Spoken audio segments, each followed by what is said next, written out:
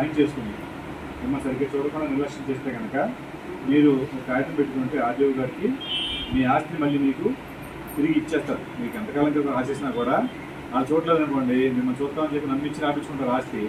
రాపించి మిమ్మల్ని చూడకుండా రోడ్డు మీద గిట్టేసారు అనుకోండి, మీరు ఒక అర్జీ పెట్టుకుంటే కనుక విచారణ చేసి మళ్ళీ ఆస్తి మళ్ళీ మనకి అప్పగించే అవకాశం చట్టంలో ఉంది. ఈ విషయం చాలామంది తెలియదు కదా. ఇలాంటి విషయాలు తెలియజేయడానికైతే జడ్జి గారు మేము ఇక్కడికి వచ్చాం. మరి మీరందరూ కూడా జాగ్రత్తగా ఉంటే ఏమైనా అర్థమైతే కనుక వడ్డీలో పనులు మేనేజ్ లక్ష్యం సరేనా. మరి మన ముందుకు వచ్చిన ముఖ్య అతిథి గారు, మన సబ్ జడ్జి గారు లక్ష్మీ మేడం గారు మీ అందరి గురించి మాట్లాడారు.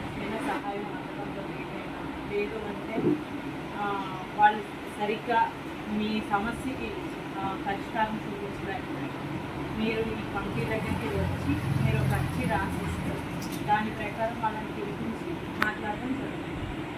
మిగతా సివిల్ అండ్ క్రిమినల్ కేసెస్ మీరు ఏమైనా అంత దాకా కొత్త దాకా రాకూడదని కోరుకుంటున్నాను. ఒకవేళ మిమ్మల్ని ఎవరైనా మోసం చేసి అట్లా కోర్టు ద్వారా ఏమైనా చేయాల్సి వచ్చినా కోర్టు ఫీజు